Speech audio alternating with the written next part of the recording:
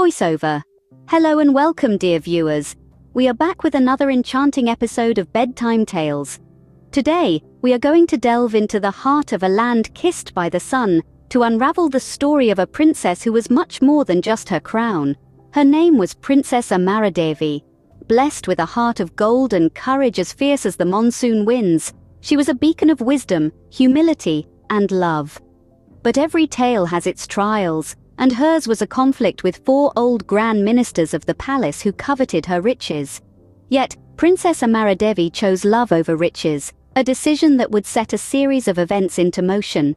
So sit back, relax, and let's dive into the world of Princess Amaradevi, a tale that is sure to leave you spellbound. Let the tale of courage, wisdom, and love unfold. Once upon a time, in a land kissed by the sun, there lived a princess named Amaradevi. Her heart was as golden as the Cambodian sunsets, and her courage as fierce as the monsoon winds. The kingdom adored her, for she was kind and wise, yet humble. Now there were 4 old grand ministers of the palace who all wished to marry her, not because of Amaradevi's many accomplishments, but rather being attracted by her riches. Princess Amaradevi turned down their proposals and chose instead to marry a fine young man whose name was Mahoseth. Amaradevi and Mahoseth loved and respected one another. They lived happily together in peace and harmony. But the 4 grand ministers were very bitter and resentful. Whenever they spoke to Mahoseth, they tried to be as insulting and offensive as they could be. They even started vicious rumors throughout the palace, claiming that Mahoseth Pandit was disloyal to the king. Then they began to whisper to the king himself that the princess's new husband was a dishonest and deceitful young man. The gentle king, who loved his daughter and her husband, urged the ministers to be careful before making such charges. But that only made the ministers more determined to destroy Mahoseth Pandit. One day they decided to tell the king that Mahoseth was plotting to kill him and seize the throne. This time, their arguments and false proofs were so convincing that the king believed them. Without even giving his daughter's husband a chance to defend himself, the angry king ordered him to leave the palace, never to return. The 4 ruthless ministers congratulated each other and immediately began plotting their next step. "Of course," the first grand minister advised, "we do not know which one of us Amaradevi will marry. We must each ask her, one at a time. Then after she marries one of us, we will all share her riches. For now, she does nothing but grieve for that foolish husband. So we must wait 2 weeks from today, and then we will talk with her about marriage." With her husband banished from the kingdom forever, Amaradevi passed the days in sorrow. She blamed herself for not being able to save him. Each day she paced back and forth in her palace rooms and relived what had happened. She tried to think of a way to prove to the king that Mahoseth had always been loyal and that it was the 4 ministers who were the real evil plotters. 2 weeks after Mahoseth Pandit was banished, the first grand minister came to visit Amaradevi with his proposals of love and marriage. Amaradevi listened to him quietly. She replied, "Yes, my dear man, I am quite lonesome. Perhaps I could love you and marry you. If you wish to visit with me, why not return later this evening at 7 o'clock? The first grand minister was delighted. He bowed and promised to return at the appointed time. During the same morning, Amaradevi was surprised by the visits of the other 3 ministers. It seemed that almost as soon as one left, another one appeared.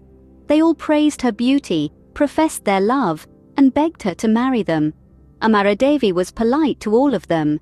As they left, she invited each one to visit with her that same evening. The second grand minister she told to come at 8 o'clock. The third grand minister she told to come at 9 o'clock. And the 4th grand minister she told to come at 10. Now Amaradevi had been educated not only in music, painting, and the fine art of poetry, but also in government, law, the sciences, and engineering construction. Soon after the last grand minister left, Amaradevi summoned her servants to her palace rooms. First, she instructed them how to dig a huge pit under the floor of her small back parlor and how to prevent it from caving in. This she knew how to do from her studies in engineering construction. Next, she told them how to make a special mixture of mud, hot water and sticky rice in a large cauldron. The rice, she knew, would expand and swell when it was mixed for a while with hot water. The servants then poured this mixture into the pit, filling it halfway. Finally, Amaradevi taught the servants how to construct a trapdoor to cover the large hole. The trapdoor could be opened by a rope that was secretly hidden behind a curtain. When the construction work was finished, Amaradevi dismissed the servants and sent for her personal maid. She ordered her maid to bring all of her precious jewels and scatter them about on a table near the trapdoor in the small back parlor. When that was done, Amaradevi told the maid that she expected the 4 grand ministers to visit that evening. The maid was to welcome them respectfully and ask them to wait for the princess in the small back parlor. Amaradevi added, "When each man arrives and is in the small back parlor, please come to me." That evening, promptly at 7 o'clock, the first Grand Minister arrived. The maid greeted him politely and led him to the small back parlor. Then she walked softly to her rooms, where Princess Amaradevi said, "Follow me quietly and do as I tell you." The maid followed after Amaradevi to the small back parlor. They slipped silently behind the curtain, waited, and watched. The first Grand Minister was bending over the table of glistening jewels. He put his hand out to touch one, then he quickly pulled his hand back to his side and stepped back. He paced the room a bit and slowly returned to the table, putting his hand out once more, then down again. The jewels were like magnets, pulling his hands to them. He must have just one. He looked around the room and through the doorway. Then quickly reaching out, he grabbed a huge ruby and stuffed it deep into his pocket. At that moment, Amaradevi signaled her maid. Both women pulled hard on the rope. The trapdoor opened, throwing the first Grand Minister screaming into the large pit of warm mud and sticky rice. Then the heavy trapdoor closed neatly and tightly. The 3 other Grand Ministers arrived at their appointed times. Each one in turn was politely greeted by the maid. Each one in turn was asked to wait for the princess in the small back parlor. And each one in turn became bewitched by the table of shimmering rubies, emeralds, and diamonds. None of them could resist the temptation of stuffing at least one of the jewels into his pocket. As each Grand Minister stuffed his pocket, the 2 women pulled the trapdoor rope, throwing another false suitor into the deep pit, filled with warm mud and sticky rice. As each Grand Minister was added to the pit, the mud and swelling sticky rice rose higher and higher. Amaradevi kept the trapdoor tightly closed all night. The next morning she told her servants to take the mud-caked ministers out of the pit, bind their hands, and lead them to the royal court. When they reached the throne room, the princess bowed before her father. "Your Majesty," she said, "I ask your permission to prove to the royal court the treachery of these 4 grand ministers of the palace." The king looked surprised but nodded. Amaradevi continued, "I refused the proposals of these grand ministers because I knew that they were greedy for my riches. When I married the good Mahoseth, they plotted against him and finally convinced the royal court that he was disloyal and dishonest.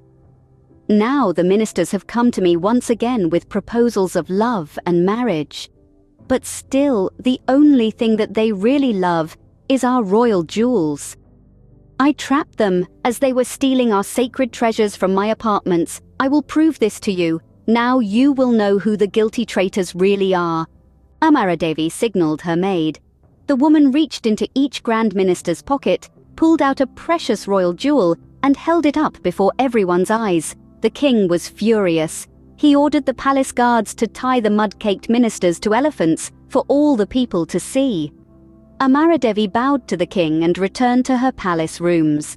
Mahoseth Pandit was summoned from exile, and he speedily returned home to his loving and clever wife, Princess Amaradevi. Voiceover.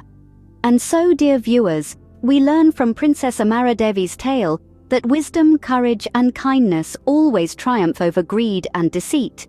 As we bid you good night, remember to carry these virtues in your hearts and dreams. Until next time, sweet dreams and good night.